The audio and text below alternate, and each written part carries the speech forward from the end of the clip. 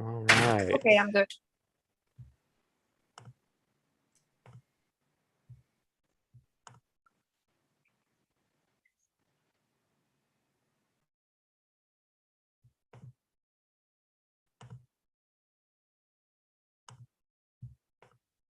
Give me just a minute.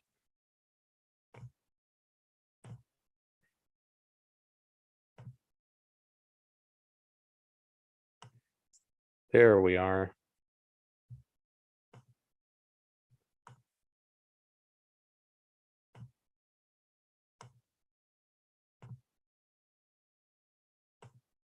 Okay, hello everybody. Sorry about that delay. We're glad to have all of you here. Let me see who the first was in the chat. Belgium, then Austria. So we have those are the first two in the chat so far. So glad to have you. And then we have Ken from Nashville. So we're gonna get started here in about 60 seconds. We want to make sure everybody's able to jump on, as soon as possible. My name is Tyler with Bedford Camera and Video. We're glad to have all of you here. With Capture One today, we have Maria and Liz. Maria, we're glad to have you again. Hey, nice being here again. And that's Maria's screen you're seeing. So she's going to go over, these images as well as some techniques. So we are glad to have you. And Liz and I are both going to moderate the chat. So please put your questions here in the chat and YouTube. That's how we're going to pull questions and maybe combine some questions that are being asked multiple times. So feel free to put your questions in. There are some that we may answer during the presentation, and there are going to be some questions we will answer at the end of the presentation. So I just want to recommend that you put your questions in the chat so we can make sure we get to everyone's question. Also, if you are not a Capture One user at the moment and you're interested, you're looking at trying it out for yourself, go to captureone.com, download the free trial, try that out. And if you want to purchase it, go to our website. There is going to be a discount that Liz is going to talk about. If you go to bedfords.com, BEDFORDS, you'll find a license to Capture One there. And again, Liz is going to touch on a discount that Bedford is running. And let's see if there's anything else. And please like and subscribe to us here on YouTube as well as Capture One. They have a lot of great information. And let's see, is there anything else, Liz, you can think of before we jump into this? No, I'm just curious, before we jump in, if you all can share if you're currently using Capture One, or if you're just thinking about using Capture One. And then also, if you are using Capture One and you came from Lightroom, share with us why you like Capture One more than Lightroom. That's always fun information to know. And then stay tuned towards the end. We'll go over some questions. We'll share an exclusive offer through Bedford's, and then we'll also share some other upcoming Capture One classes. Yes, absolutely. Yes, there are more classes to come. So I don't think there's anything else. Maria, why don't you take it over? Sure, happy to. Okay, so first of all, I prepared this little camera here to show you how to tether with Capture One. We're going to go over the process of setting up the session and everything. Just before that, I wanted to briefly cover some base concepts on a presentation. We won't be here for a long time, but I thought this is very core concepts that it's good that you are familiar with before we start jumping into sessions and catalogs and metadata and all of these kinds of things. So I wanted to tell you that I do tend to speak kind of fast. So if it's a little bit too fast, I'm going to try my best to stay with average speed. But if I start going too fast, don't hesitate to let me know and I will try to slow down. Okay, so we have around 45 minutes today. It's going to be probably more like 50, but okay. And then I'll leave around 10 minutes in the end for questions and answers. It's a very dense session packed with a lot of information. So I hope that you will bear with me until the end, because we're going to cover some concepts that, in my experience, are creating a lot of doubts for a lot of users as well, Capture One users, as well as people who are considering to switch to Capture One and might be a bit overwhelmed about all of these file management thing, tethering, sessions, catalogs, all of these kinds of things. So I hope that I will be able to shed some light on this. Okay, so just wanted to tell you, in case you're wondering, this webinar will be recorded and it will be staying here at Bedford's YouTube channel, and you can ask all sorts of questions. Let's go. This is what we're going to be talking about today. We're going to cover, first of all, the difference between sessions and catalogs. We're going to show how to tether your camera with Capture One. We're going to talk about how assets are managed in sessions and as well as in catalogs. First of all, a very core concept about file management and asset management in general in Capture One, as well as in other softwares, is that there is no right or wrong per se. So there is many different ways to do this. I really tend to do it in a very flexible way. I'm going to try to talk about different ways in which you can do these things, because there's no right or wrong. Everyone has a different logic, and what makes sense for me might not make sense for you, or vice versa. So I'm going to try to keep it very flexible, even if that makes it a little bit more complex. We're going to talk about how to input keywords and metadata, both in catalogs and in sessions. And finally, I will be covering how to import a Lightroom catalog, which is a feature that is very nice in Capture One, and many people don't know it exists. So I thought it's a good place to start. So let's just jump right into the content. So what is sessions? What is catalogs? What is the difference between them? And when should you use each one of them? So let's start with the sessions today. Sessions are thought for a project-based workflow. If we think about the origin of sessions, that's the only thing that existed, but in the first days of Capture One, because Capture One was thought as a tethering software. So that means that it was just a software in which you could connect your camera to the computer and you could see your files on your big monitor instead of your small camera screen. And it acted basically as an extension of your camera.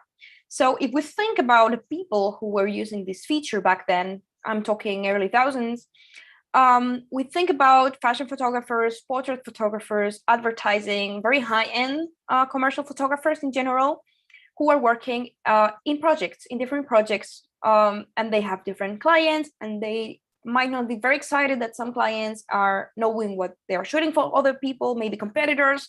So sessions are thought to be one for each project, okay? So you wouldn't have one session and accumulate there all of your files, but instead you would create one session for each project.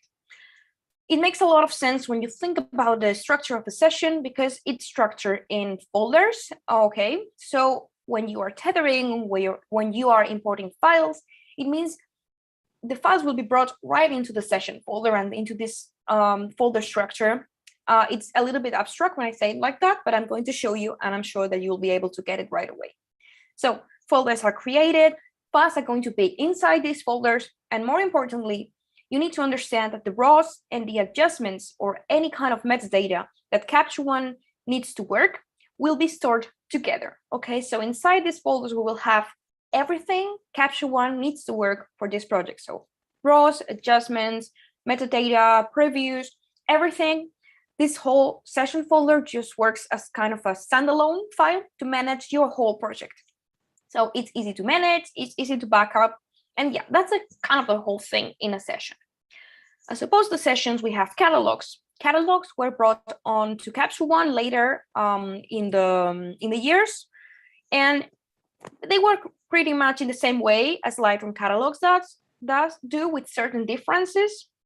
So catalogs, as opposed to the sessions, are thought to be a centralized photo archive, where you would in fact accumulate all of these files you're shooting. You would import all of your projects together in the same catalog, and it's thought to be for large projects without end dates, and for people who in general work with a lot of files. So wedding photographers, travel photographers, photojournalists, any kind of photographer, professional or not, who is shooting large numbers of files.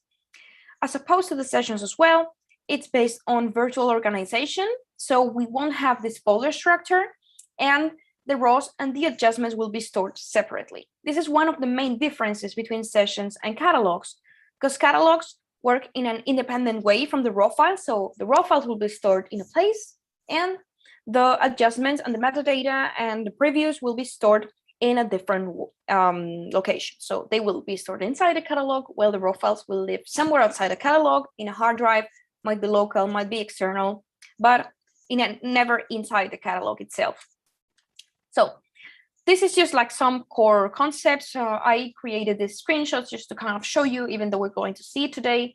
So for example, in sessions, as I said, we have this whole folder structure. Once we create a session in Capture One, this whole thing will be created automatically. So we will have the session file itself that will be living inside a folder that is named the same way as the session. And all of these folders are created automatically. We always have 4 folders into sessions. So capture, output, select, and trash. Okay, this will always happen. By default, the imported files or the capture files via tethering will be going to the capture folder, which is pretty logical to me. By default, everything that you are processing will be going to the output folder, which is also pretty logical to me. And these little folders called Capture One will be created, and they contain all the cache files and the settings.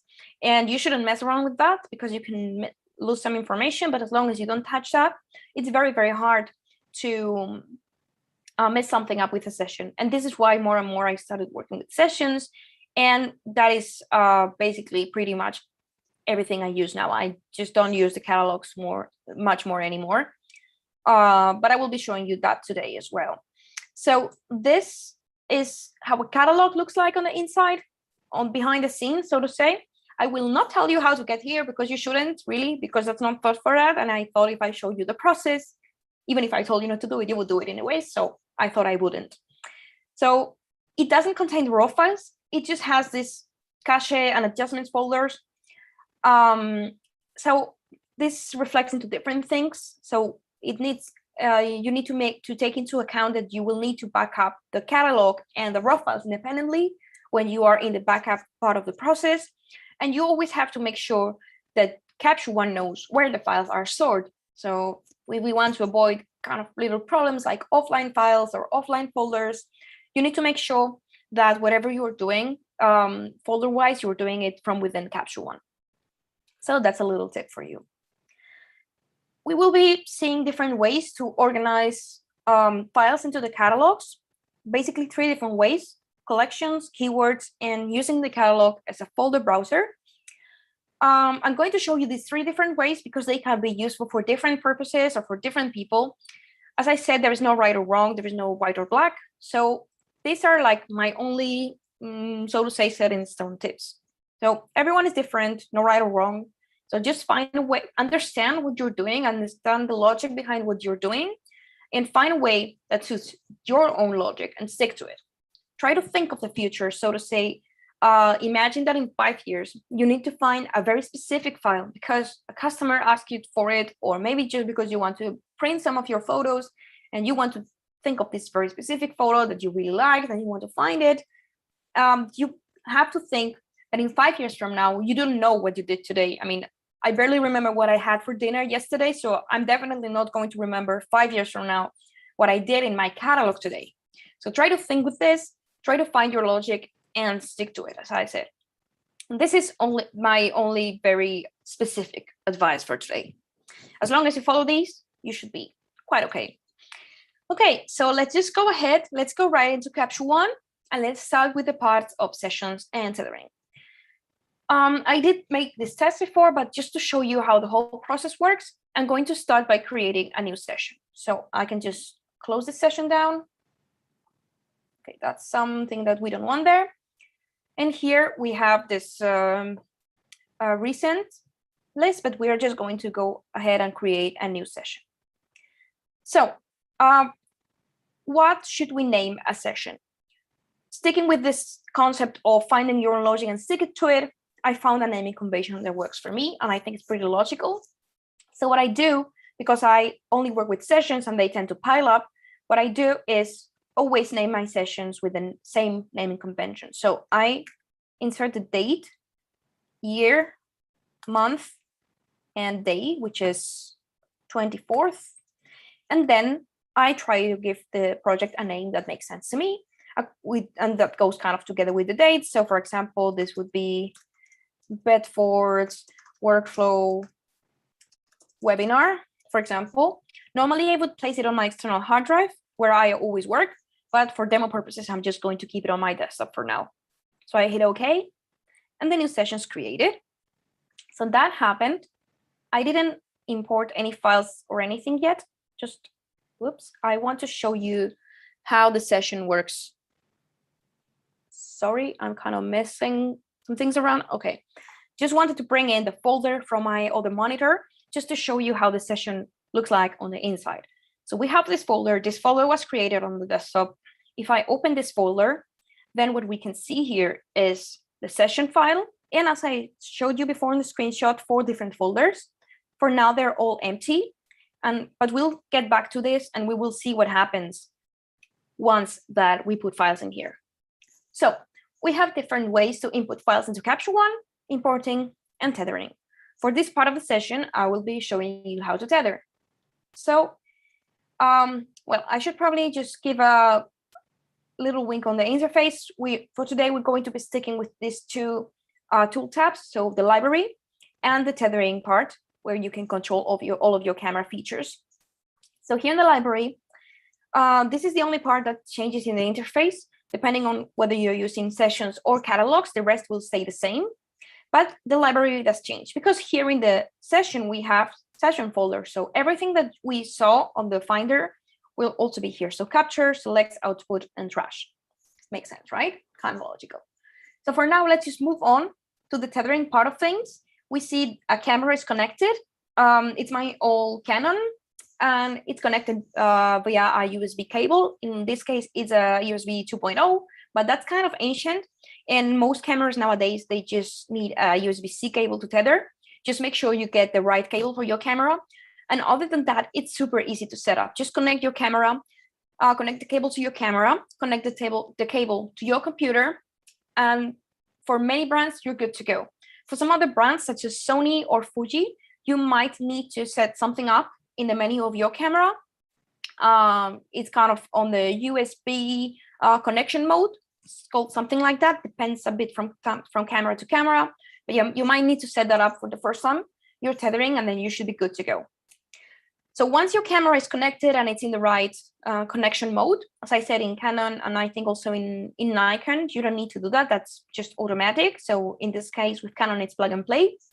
Just connected the camera, and I see here all of the camera settings. So I see shutter speed, I see ISO, I see aperture, and yeah, that's set up. So I'm just going to click here, and that's going to be the button just to press the shutter.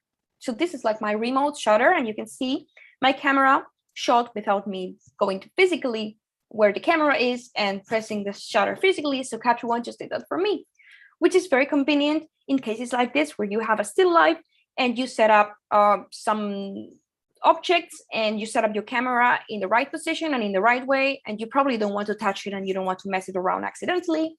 So in this case, better not to touch the camera at all. And I always try to do as much as I can from Capture One, which is pretty much everything in the case of Canon. Some cameras give you more access than others. Canon cameras particularly give you a lot of control over the camera. So not only can I control all of these settings. So for example, if I wanted to change the aperture, and if I wanted one more stop, I can change it from here as well. And I can shoot a second photo with a different aperture if I want some more detail over here. I do prefer it to be a little darker, so I'm just going to go back to f11. I can also change, of course, things like the white balance. So I can just do it manually from the slider in Capture One. If I want a little bit colder, I can do it like that. I can definitely use the dropper tool here. So I can just pick the dropper and select a gray point, and that would do it automatically. I do prefer to keep it a little bit warmer. So I'm going to be sticking, this is probably too warm, but I'm going to be sticking around here for now. And then we can always change whatever we want, because remember, this is a raw file. So this means that everything we are doing is non-destructive editing. So that's it for now. What if I wanted to change all the camera settings?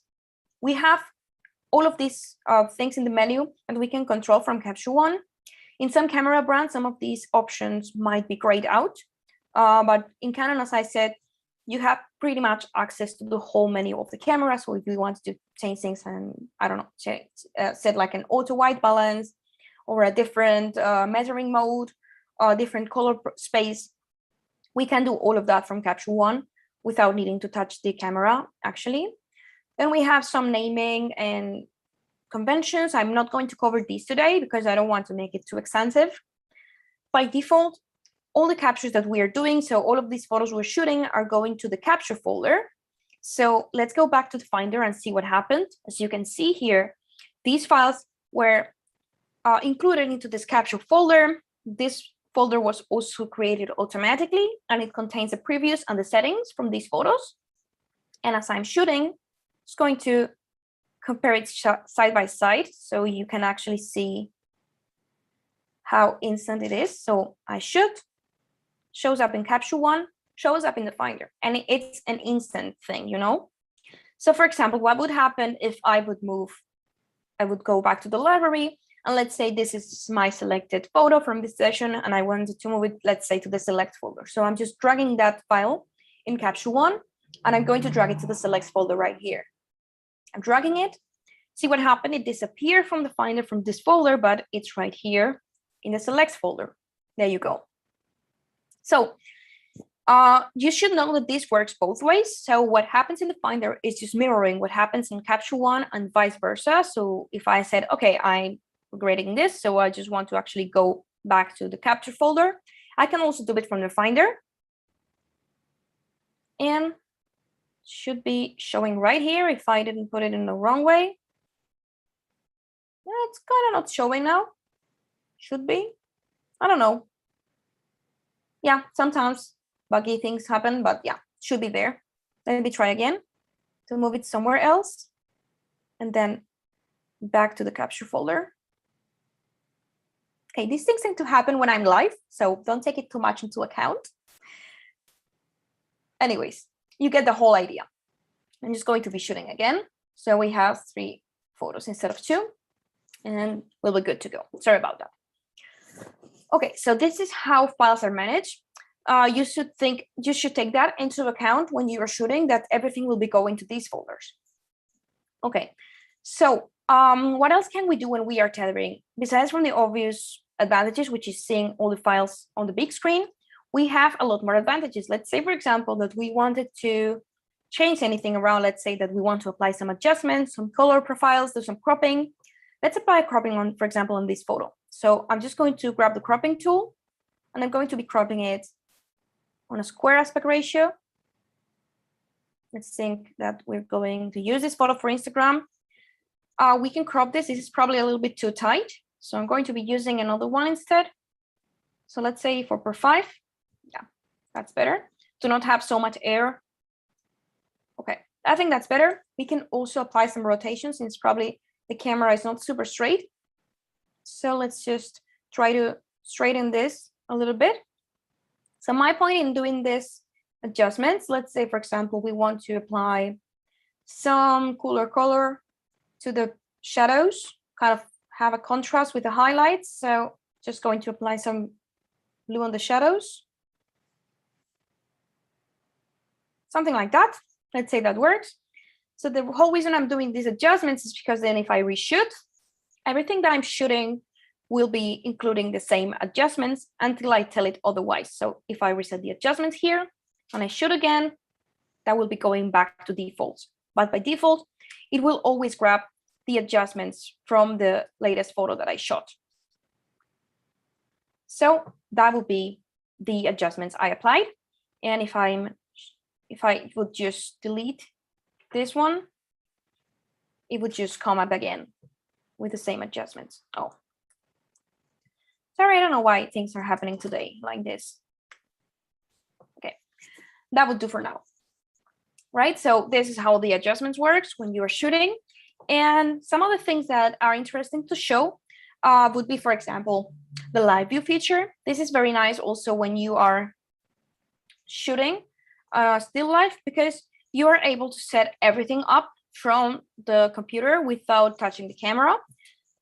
We probably need to change the live view controls. Let's just, yeah, you can just change the orientation of the preview to make sure you're not like this, watching your photos, which is not super sexy. So we can just change it from here. We can play around with things like grids and overlays. So you have both of these tools, both in the Capture One interface and in the live view interface, which is great.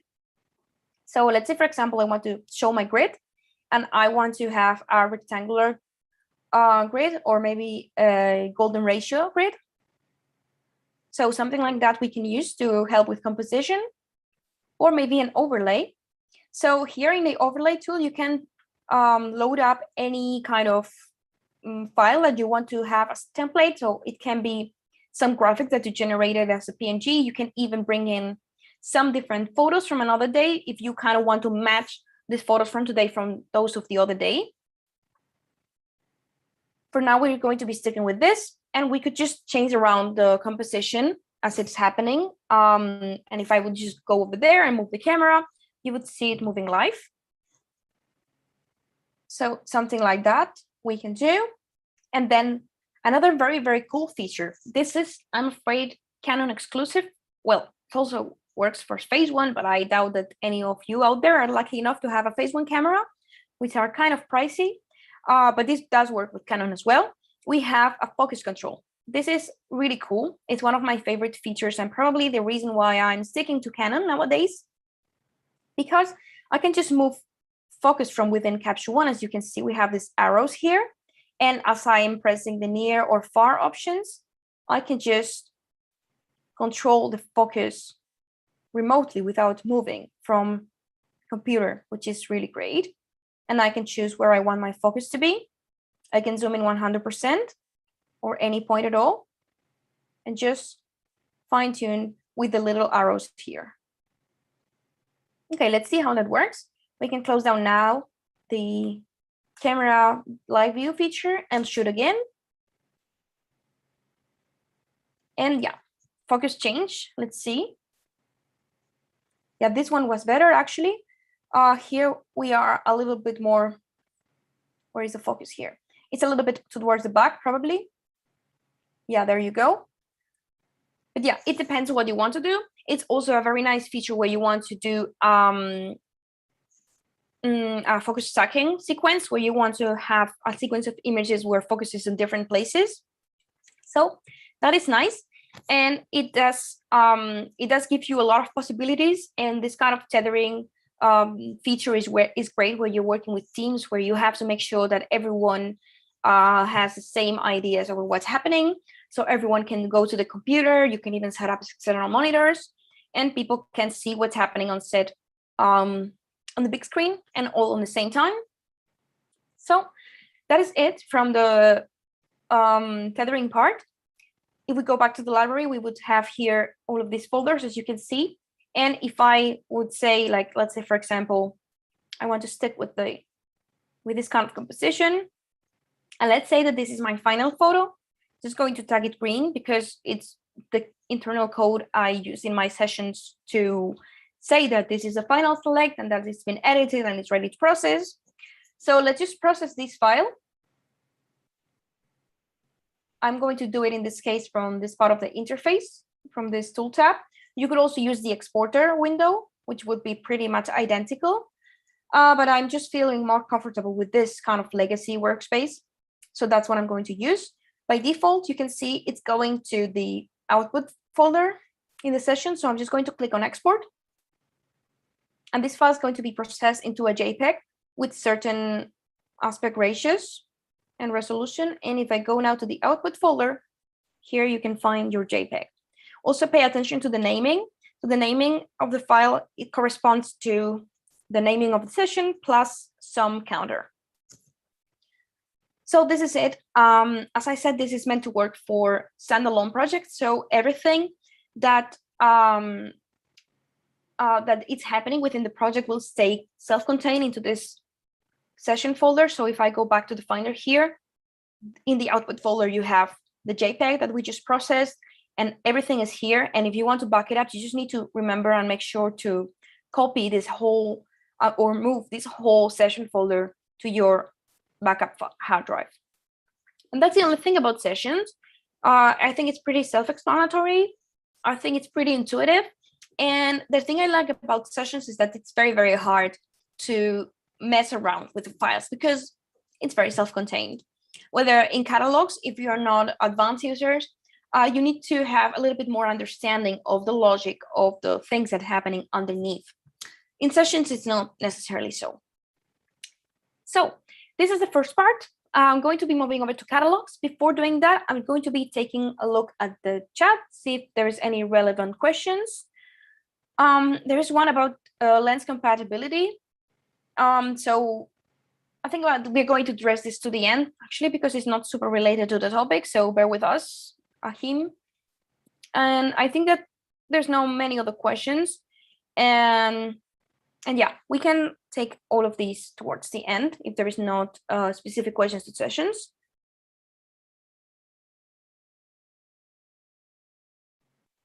Okay, so let's move on to a catalog. I'm going to open a catalog that I already created. Well, actually, I'm going to be working with two different catalogs.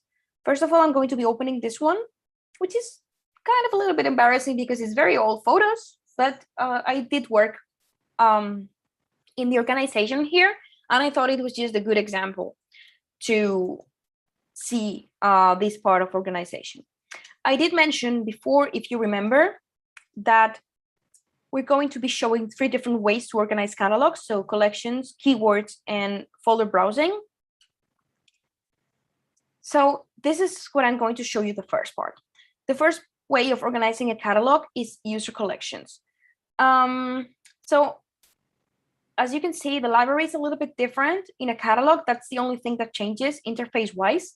So instead of the session folders, we do have the catalog collections. These are created automatically. So for example, we have all images where, well, basically all images in the catalog are going to be stored. And of course, as the catalog grows and grows, and you are importing more and more files into here, that is not a very good way to manage your files because it's going to be piling up and you can get to have a catalog with 50,000 files. And as I said before, the whole point of organizing your files is to make sure that you will be able to fetch the right file at the right moment when you need to. And it shouldn't take you 10 hours. It should take you probably 10 seconds if you're doing it the right way. So this is why it's better not to stick just with these collections, but also come up with some other way to manage these files. So let's say that we go with the user collection way of organizing your files. This is the first thing I started to do because I didn't really know how catalogs worked. I did start working with Lightroom when I bought this first camera and I started to take my first pics in my first pictures in travels and stuff like that. But I didn't really know anything about life in general, so I didn't know how the file management worked. So what I was doing is I was just dumping my raw files into kind of random files in my hard drive, and I was bringing them into catalogs, and then I was using collections. So I started using collections in the Capture One catalogs. First of all, I didn't use sessions, I just used catalogs. And I started using the user collections because that was more familiar, with me to how I was doing it in Lightroom. So it made kind of sense for me. So what you are doing when you are using user collections, you are going to kind of generate this whole structure of virtual collections. So again, this is not folders like in the sessions. Files are not moved around. This is just virtual organization, which means this organization only exists within Capture One. So if you go outside of Capture One, you won't find this structure replicated in your hard drive as it happens with sessions. So these collections are only Capture One internal. So you have a different structure of collections. If we click on this plus icon here, you're going to get 4 different kind of collections that you can create. So album, smart album, project, and groups. The difference between these collections is hierarchy. So album and smart album are the lowest on the hierarchy. Smart albums are kind of like smart collections in Lightroom, where you would have some search criteria like color tags, and then the files are added automatically into the smart album as soon as they match the criteria. So let's say, for example, that you want to have a smart album with all of your green tags. You can just do that, and everything that is tagged green will automatically show in the smart album, which I probably do have this album here somewhere. Yeah.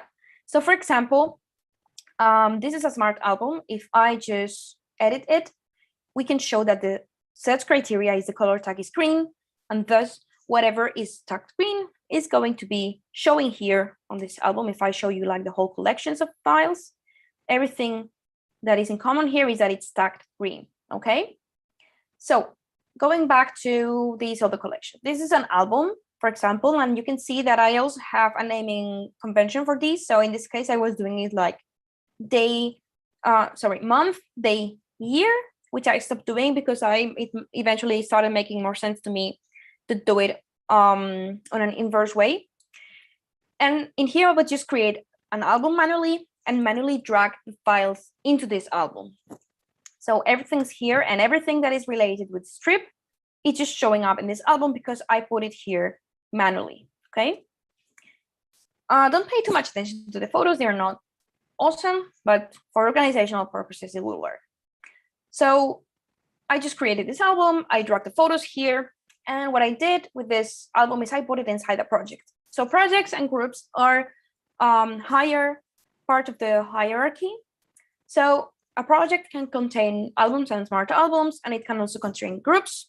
And the interesting thing about the project is that any filters that you are applying, they will apply only within the same project. So for example, if I go to this project and I apply this kind of color tag, for example, we can see that there is 399 photos tagged green. What if I go to the all images collection again, we can see that there is many more green tags to apply. So there is that, okay? So these only refer to any green tags that are contained within this project in any album. I don't know if this is making sense to you. It's kind of abstract if you think about it, but I hope it does. And then you can also create groups to, what I did was create groups to, group sessions that were kind of related. For example, this year I was doing some trips on my bike. So I created different albums and I put them in a group called bike trips. But it's because it is related on some kind of level. And then this is also within the traveling project. It's in Spanish though, but trust me, it says traveling. And then, for example, everything that is from the same city, where I had a lot of photos from the same city where I was living, it's called Poznan, which is the name of the city. Okay, so this is it about collections. So for me, what I was doing was creating all of these collections and then playing around with the filters. I was adding star rates and I was adding green tags.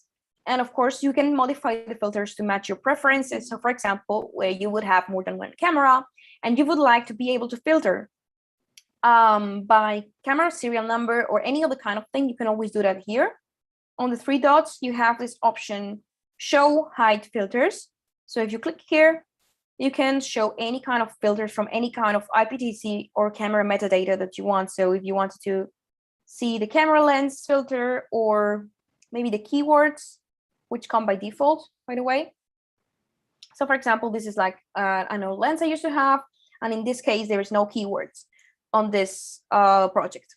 But yeah, you can add and remove any kinds of filters. And by combining collections with the filters, you are able to see, pretty much find any file that you want.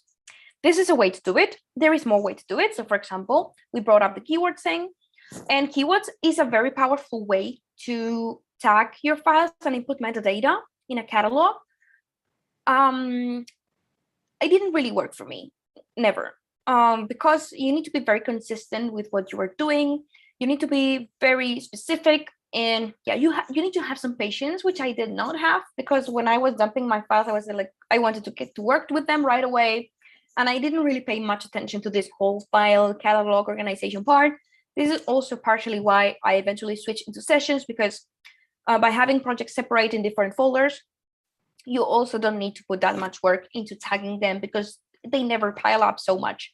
So as long as you know what project you're in and you put some filters in them, you're pretty much able to find anything in a session. In a catalog where you have more files, it's more complicated. So I moved away from that. It does not mean that keywords are not okay. I think that they are super powerful as a system, but it just didn't work for me. As I said, it's not for everyone. But let's see how that would work. So keywords are not in the library by default. They are here on this metadata tool tab, the little eye icon where you can find all the camera metadata. And you can also see all of these keywords. So let's just go back to this other one we were working before. And let's see. Some of these pictures already have some keywords. As you can see, not all of them. So Germany, Berlin, this is where these photos were shot. So that kind of makes sense. But many other projects or many other files, they don't have any keywords at all. So if I see here the catalog keywords, there is a lot of catalog keywords.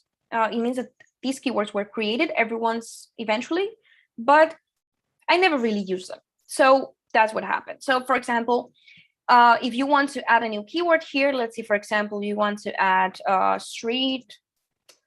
For example, you can add it like so. You just enter your keywords and press enter, and your photo will be automatically tagged. What if you want to tag many photos in the same time? So we would just select all of the photos in this album. So Command A, this is all the photos from Berlin, from this specific trip. So we can just add any kind of thing that we want. So city, we can add landscape, for example, whatever project, any kind of keyword. We can also remove the keywords that don't match anymore. And this is pretty much how it works. So since we tagged all of these photos and then we go back here to the filters, then now we can see the filters that are being used. So for example, this was probably intended to be Berlin Wall, not well, but you get the whole point. So this is a way of combining filters with keywords. And of course, this only makes sense when you are tagging everything. This is why it didn't work for me, because I would do it one day and the next day I was like, kind of forgetting, or I was not so much into it. But if you choose your keywords wisely and you're consistent with it, it's a super powerful way, probably like the most accurate way to find your photos after some time has passed. So that's some other way to do it. For the third way of doing it, I'm going to go back to another catalog, which is a more recent one. It's called Session Archive because, well, I use it as an archive for my sessions. This is also something you can do, which is work with sessions and then kind of just archive them all, import them all into a catalog. So that's something you can do as well, which is what I started doing, where I want to find files without needing to go to specific sessions and opening and closing many sessions when I don't know where the file is exactly. This is something you can do. So you can kind of combine the best of both worlds, like the simplicity and intuitivity of the folders in the sessions with the logistical advantage of having everything combined into one single Capture One file. So what's happening here, this is the third way of doing it. If you pay attention here in this catalog, I'm just going to hide these, right? Under the user collections, we have the folders. And the thing with Capture One is that you can just simply use it as a browser for your folders. So whenever you want to synchronize or add a new folder, you just need to go and add your hard drive or your folder here, and then just synchronize any folder for that. So for example, let's just say I want to synchronize this folder. I'm going to add it. And it's probably going to be here in the desktop where it was. Yeah, that's a folder. It appears empty, but I can just synchronize it. And to do that, I just need to right click, synchronize, and 41 new images are going to show up there. We don't need to show the importer. We can just bring in everything right away. Let's include any subfolders, if any, and let's just click on sync. And the photos will start showing up into Capture One. And that's a different way also to bring files into Capture One without using the importer. Then everything's going back here. I'm just getting our sum up of the process here, what it's generating the previews. It's pretty fast, as you can see. And yeah, we can just use Capture One to browse around all of these folders. So maybe, I have all of these ongoing kind of projects folder here with all of these session folders because this is where the files came from. So capture folders are piling up here, and this is how it looked like. And this is also why for me it was important to change the naming convention and choose to do first the year, then the month, and then the day, because so I could make sure that they were organized in a chronological order when organized by naming. So that is what I did.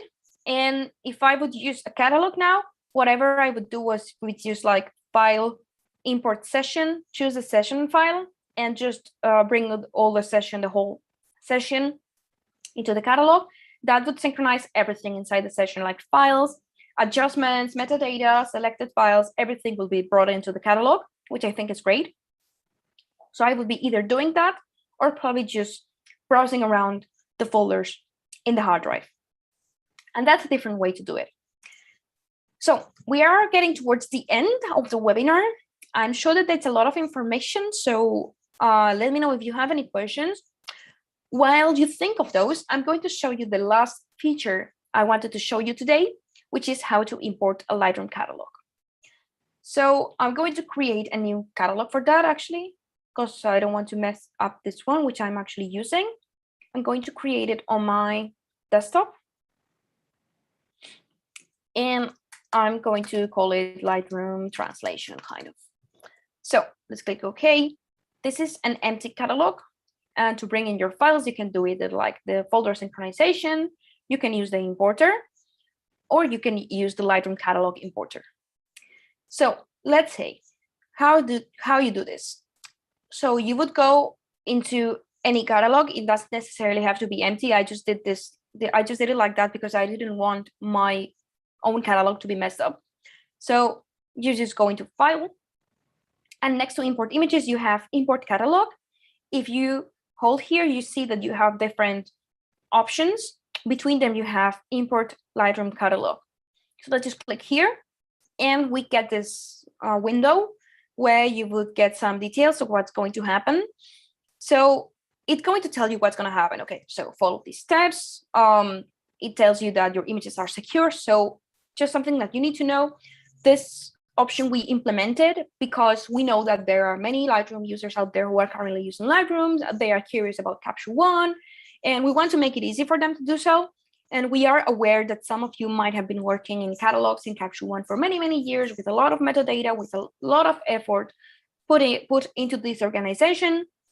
So we wanted to make sure that we are giving you a risk-free way to put all of this information into Capture One. So it's never going to mess up with your original catalog, okay? And the information that will be imported is basic adjustments when we are talking about image adjustments per se, so cropping, rotation, exposure, basic adjustments like that. And then pretty much everything that is metadata concerned. So keywords are going to be imported, color tags, star rating, all these things will be imported. Collections will also be imported. If you want your smart collections to be imported as well, you need to go into Lightroom first and make sure that you convert them into regular collections, okay? So that being said, let's just select a Lightroom catalog and let's see what happens. So I have one right here. It doesn't contain many files, but it will do for demo purposes. So it's ready to import. Contains 9 images in 3 collections. So I'm just going to import. It has been imported. You get like this report afterwards that will indicate if anything weird happened during the import. So let's just click OK. Nothing happened in this case. And here in the library, we can see a new user collection showed up. It's called exactly the same as my Lightroom catalog was. And if I go into here, we can see different collections happened. So we have a portrait collection, a landscape collection, and some still life collection. And then we have like some images that were not into any place into any collection specifically, but they were still inside a catalog. So that happened. You can see also that some adjustments were brought in. So for example, the star rating came from Lightroom. The landscapes also it has 5 stars. And if we go here and we go into the preview, we can see some stars also are showing up. And if we go to the adjustments, we can see that actually some adjustments came from the Lightroom catalog. So saturation, contrast, and exposure. And I believe also in the portrait there was like a crop. Yes, so if we go to the cropping tool, you can see that this image came actually pre-cropped, but because we're working with raw files and internal files, you can see that I can just reset any photo and come back to the original raw file at any point I want. So this is it. This is what I wanted to cover today.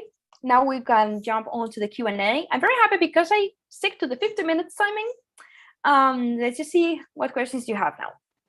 Thanks. All right, let me go to the top here. Oh, first one was, can you import pictures into a session? Yes, you definitely can. I didn't actually show the imported, but we can do that. Let's just go to the previous session when I was working with my camera on the tethering part of it. And let's see how that would work. So let's just go here to the importer. Let's just show how to import some files. This folder, for example, showed up. We can select all of these. We can just select some of these. Or we can even like go to the viewer if we wanted to have like more specific information on what we want to import. So let's see, I want to select these files, just 6 of them. I can select import. By default, it will be going to the capture folder, and we can select any other folder that we want to, but I think it makes sense to stick to the capture folder. So let's just import these 6 images, and they are showing right next to my previous images. So probably some previews are still being generated, but yeah, there you go. That's how you import session. That's how you import files, whether if it's a session or a catalog. All right. Well, so someone said, do you agree automatic a specific word in 2 or more name files? I'm not sure I understand the question. I'm not sure either. I wanted, would somebody be able to ask, or whoever asked that question, would you be able to ask that in another way? I'm going to go to the next question. I thought this was interesting. If you use a focus button, does it matter the number of focus points on your camera? I think this had to do with, correct me if I'm wrong, whoever asked this, when you are manually focusing in the tethering side, I think they're asking about focus points with that. I thought that was just manually focusing it using the computer. Yes, correct. That's the manual focusing actually. So it doesn't really matter how many focus points that your camera have, because what you are doing is like you're just telling Capture One where in your focus ring you want to be. So it just matters the distance that you like, the focus distance that you have from the further point to the closer point. And Capture One is just going to go through all of these steps. And then you can just do like the whole part of the ring. So it would matter actually where your object is, so you can choose to focus either here, here, here, here, or like here. All right. When using collections with a variant of a picture and this picture is added into a second collection, the variant becomes added there also, which I didn't want. So I guess duplicates showing up in the collection or added to a second collection. I'm trying to understand. Yeah, this. I know what that person means actually. Okay. Yeah, so what happens is that, yeah, let's stick with this example, for example. Let's create some collection. Let's call it landscape. And let's say, for example, I want to duplicate this variant. I want to apply different adjustments. So here, for example, I'm going to do auto adjustments. And then I'm going to create a new variant with this one without any adjustments. And let's say that I only want the adjusted variant to go into the collection. So if I would just drag this variant to the landscape collection, actually both variants show here, which is what this person was asking about. And yet for now, it works like that. But it's actually one of the things that we are working on changing for more ease of use. And that's going to be different very soon. So it will work in the way that you can have different variants in different collections. And not necessarily they always have to go together to the same collection. Very soon. Good. I also saw a few people asking about Capture One on the iPad. I think that's exciting. I've had a lot of people talking about that. Yeah, that's very exciting. I've been using the alpha for a while now. Like first I used the alpha, then the beta, and it's amazing. I think you're gonna love it. That's coming also fairly soon. That's going to be very exciting. Oh, Do it will you be. agree with automatic in the other files selected? Let me see. I'm very embarrassed, but I still don't understand the question. Sorry, can you phrase it more specifically? Because I've been talking a lot and my mind is kind of fried right now. I'm with you because I see that question has been asked a few times. If someone could ask that again. Someone was also asking, how do you delete a session? That's pretty simple to do. Whether you want to delete the whole session, you would be deleting also the raw files. Keep this in mind. So if you want to delete the whole session with the files and everything, it's pretty self-explanatory. Just right click, move to bin, whatever, and just delete it from the hard drive. And that's the way you delete a session. Now, if you want to keep the raw files and only the raw files, then you can just save the capture folder or like the contents of the capture folder and delete the rest. And if you want to just delete like the session file per se, but you would just do it the same way, just also like move to bin from the Finder. But I can think of a good reason why you would just delete this. So yeah, probably you just want to delete the whole thing if you're not happy about it. And if you just want to keep the raw files, then just save these contents. We also had another question, I think sort of along that same line. Is there a way to reset all of the adjustments so that you can start a clean slate for a new shoot? Or maybe you wanted to try to re-edit a photo without any adjustments. Yeah, of course. This is always possible in Capture One because we are doing raw editing. It means that this is not images yet, so we are not changing any actual pixels. That we can't do anything that can't be fixed. So this is edited. If I want to go back to the raw file, I just need to click this button here, reset, and that would reset everything. If you refer to tethering, actually, just like I said before, let's say we apply some adjustments here. Oh my, that is like too much opening up of the show. So let's just go back to something like this. And then if you should, as I explained before, you would get the same adjustments. Let's just shoot again. And in this second one, we're going to press this button again, reset. So that would give us again the raw file. And then now if we shoot again, that's a clean slate, then there's no adjustments applied. So it's always going to take automatically whatever was in the previous capture, if that makes sense. So that's applying to the tethering side. Is that correct? Yeah, that applies to the tethering side. And then in general, with any kind of photos, any kind of collection or any kind of catalog, whenever you want to reset your files, you can even do that in batches. So if we just want to reset everything from the whole batch, we can just select all of the batch with Command A or Control A for Windows and click on reset. And then we would just reset everything. No, that's good to know. Let me see about any other questions. So that's one we just talked about.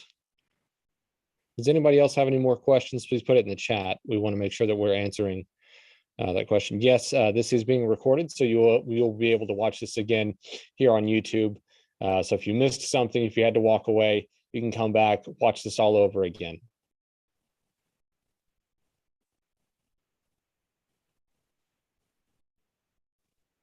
And I would also, I know we had some people asking about updates. I would check with your software and make sure you're using the latest firmware on not only on your camera and your lens, but also on Capture One.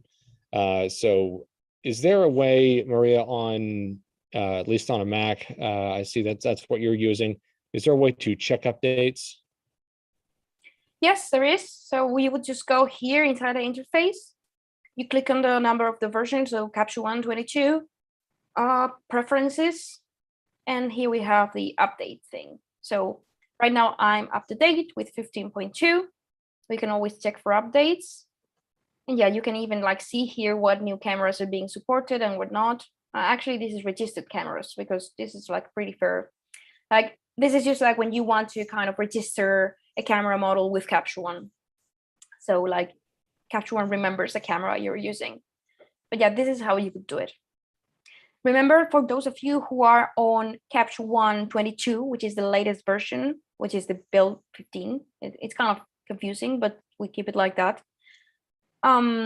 Remember that you can download all of the newest updates for free. That means that when 15.3 will be released very soon, with some bug fixes, new compatibilities, and new features, you will be able to download that for free. So just go into captureone.com, download the new installer, install the new version. You can replace the previous one, and it will still work with your license.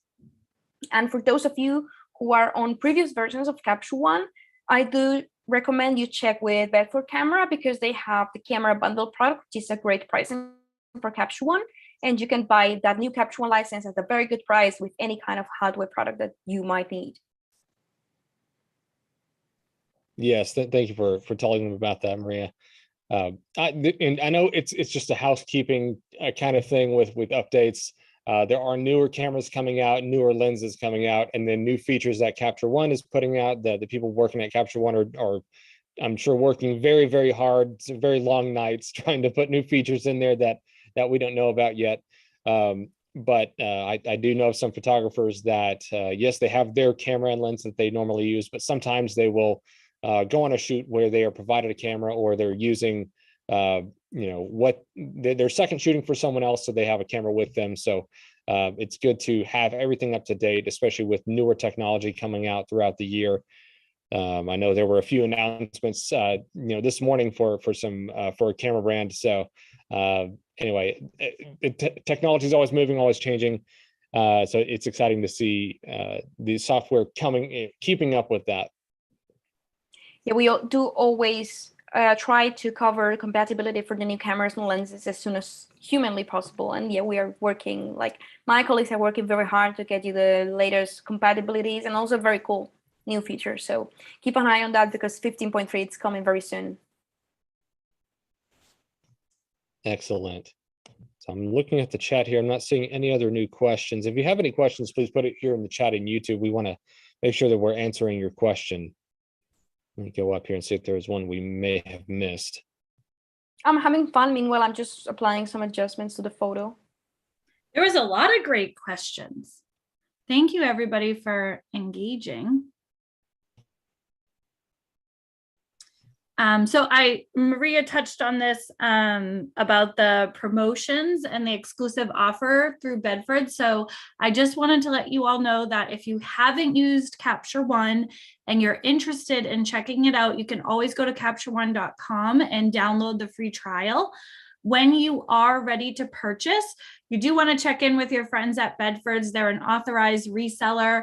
They have an exclusive offer with that bundle price. The bundle price is $179. So that is one of the best offers that you can get on Capture One. It is a perpetual license. It's good for one user, and then there's 3 activations on that. The regular price is $299. If you're not purchasing any other hardware from Bedford's at this time, there is a 30% discount off of the full version of Capture One along with the branded products. So you can get that promotion online at Bedford's. I'll drop the link in the chat. And then there's also the 30%, which I think I just said. So definitely check those out. If you guys are still wanting to continue to learn about Capture One, this is the second part of a 4-part series. So we do have 2 more classes coming up. I'll share those links.